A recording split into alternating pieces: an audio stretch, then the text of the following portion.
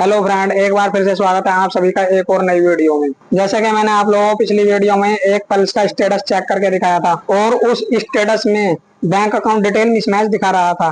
तो फ्रेंड्स, आज की इस वीडियो में मैं आप लोगों को बैंक अकाउंट डिटेल अपडेट करके दिखाने वाला हूँ पल्स रिफंड के फॉर्म में। तो वीडियो में बने रहें, वीडियो को पूरा देखें, स्किप ना करें। वीडियो पसंद आए तो वीडियो को लाइक करें, शेयर करें, चैनल को सब्सक्राइब करें तथा बेल आइकन को प्रेस अवश्य करें।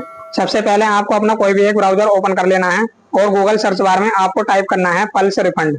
पल्स रिफंड लिखकर आपको सर्च कर देना है। मैं यहाँ पर आपको लिखकर सर्च करके दिखा रहा हूँ। मैं यहाँ पर आपको एक एक स्टेप बिल्कुल लाइव दिखाने वाला हूँ, इसलिए वीडियो में बने रहे। मैंने यहाँ पर सर्च कर दिया है। अब इस तरह आपके सामने इंटरफेस ओपन हो जाएगा। आपको सबसे पहले वाले लिंक पर क्लिक कर देना है, पल्स होम पर क्लिक कर देना है। इस तरह आपके सामने पल्स होम पेज ओपन हो जाएगा और आपको इंक्वायरी वाले ऑप्शन पर क्लिक कर देना है।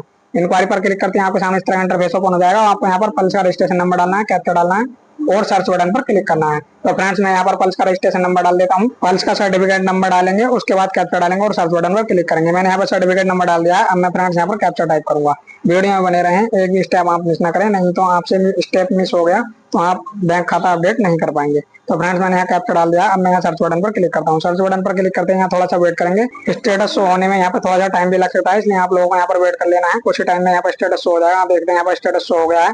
यहाँ पर पल्स का रजिस्ट्रेशन नंबर दिखा रहा है और नाम दिखा रहा है और यहाँ पर पैन कार्ड के कुछ डिजिट दिखा रहा है। आगे मोबाइल नंबर के कुछ डिजिट दिखाए गए हैं और यहाँ पर एडिट का ऑप्शन भी दिया गया है। यदि आप मोबाइल नंबर एडिट करना चाहते हैं तो मोबाइल नंबर एडिट कर सकते हैं। अब आप क्लेम एप्लीकेशन स्टेटस देखेंगे तो यहाँ पर दिखाया है bank account provide by you in the claim application are incorrect. तो फ्रेंड्स, यहाँ पर जो बैंक डिटेल है वो यहाँ पर गलत दिखाई गई है। यहाँ पर स्टेटस में बैंक अकाउंट नंबर गलत बता रहा है। तो आप यहाँ पर सबसे नीचे देखेंगे एक ऑप्शन दिखा है एडिट क्लेम एप्लीकेशन, आपको इस पर क्लिक करना है। अब आपके सामने कुछ इस तरह का इंटरफेस ओपन हो जाएगा। यहाँ पर सर्टिफिकेट नंबर पहले से दिया गया है, आपको यहाँ पर पासवर्ड डालना है। यदि आपका पासवर्ड याद नहीं है तो आप नीचे देखेंगे फॉरगेट पासवर्ड का एक ऑप्शन दिया गया है, यहाँ से आप पासवर्ड बदल सकते हैं। तो फ्रेंड्स, यहाँ पर मेरे को पासवर्ड याद है तो मैं यहाँ पर पासवर्ड डाल देता हूँ। मैं यहाँ पर पासवर्ड टाइप कर रहा हूँ। फ्रेंड्स, मैं यहाँ पर एक एक स्टेप आपको लाइव दिखा रहा हूँ। उसके बाद मैं यहाँ पर कैप्चा टाइप करूंगा। फ्रेंड्स, मैं यहाँ पर कैप्चा टाइप कर रहा हूँ। कैप्चा टाइप करने के बाद हमें यहाँ पर लॉगिन टैब पर क्लिक करना है। तो मैंने कैप्चा टाइप कर दिया और यहाँ पर लॉगिन टैब पर क्लिक कर दिया। आप देखेंगे थोड़ा सा यहाँ पर इंतजार कर लेंगे, यहाँ पर हम लॉगिन हो जाएंगे। तो फ्रेंड्स, जब तक हमारे सामने लॉगिन पेज ओपन होता है तब तक आप मेरे चैनल को सब्सक्राइब कर लें, बेल आइकन को प्रेस कर लें और वीडियो को लाइक कर दें।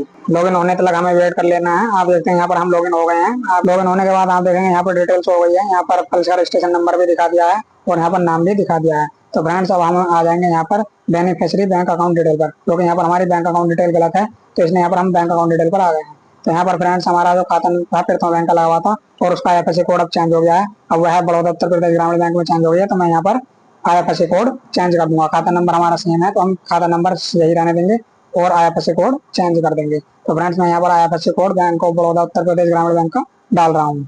आईएफएससी कोड पूरा डालने के बाद यहाँ पर बैंक का नाम पंजाब नेशनल बैंक की जगह बैंक ऑफ बड़ौदा दिखाने लगेगा। फ्रेंड्स, मैंने यहाँ पर कंप्लीट आईएफएससी कोड डाल दिया है। अब आप देखेंगे यहाँ पर कहीं पर भी क्लिक कर देंगे, यहाँ पर थोड़ा सा प्रोसेस लेगा। आप देखते हैं यहाँ पर बैंक का नाम बैंक ऑफ बड़ौदा आ गया है। अब फ्रेंड्स, हम यहाँ पर अकाउंट डिटेल चेक कर लेंगे, एक बार अकाउंट नंबर भी चेक कर लेंगे और आईएफएससी कोड भी।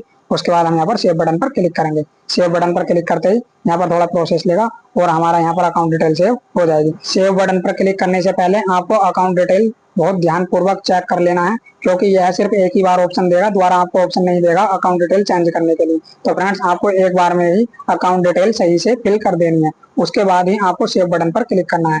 जैसे ही आप सेव बटन पर क्लिक करेंगे तो आपका यहाँ पर अकाउंट डिटेल सेव हो जाएगा। तो फ्रेंड्स, इसलिए मैं भी यहाँ पर एक बार ध्यान पूर्वक अकाउंट नंबर चेक कर रहा हूँ। अब मैंने सेव पर क्लिक कर दिया है। सेव पर क्लिक करते हैं, यहाँ देखेंगे bank account detail update successful. अब हम ओके पर क्लिक करेंगे।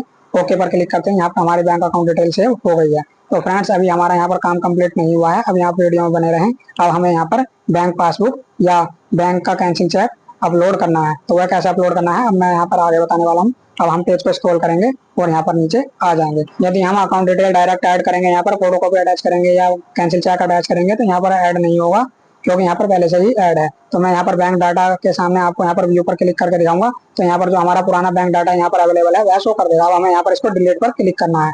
डिलीट पर क्लिक करने के बाद यहाँ पर हमें ओके पर क्लिक कर देना है। ओके पर क्लिक करेंगे तो बैंक डिटेल डिलीट हो गई है। अब आगे पेज को थोड़ा स्क्रॉल डाउन करेंगे और यहाँ पर अटैच करने का ऑप्शन है, यहाँ ऐड न्यू पर क्लिक करेंगे और यहाँ से फाइल चॉइस करेंगे। आपकी फाइल 300 KB से कम होनी चाहिए और यहाँ पर सेव पर क्लिक करेंगे। सेव पर क्लिक करके आप देखेंगे यहाँ पर डिटेल सेव हो गई है सक्सेसफुल।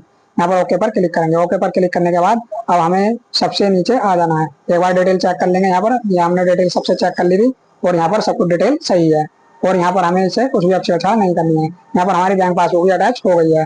आप व्यू करके देखना चाहते हैं व्यू करके भी देख सकते हैं और इनके कॉन्सेंट को आई एग्री करके और फाइनल सबमिट पर क्लिक करेंगे। फाइनल सबमिट पर क्लिक करने के बाद यहाँ पर एक पॉपअप आएगा कि आप यहाँ पर फाइनल सबमिट कर रहे हैं और इससे पहले आप कुछ एडिट करना चाहते हैं कर सकते हैं, नहीं तो आप एडिट नहीं कर पाएंगे।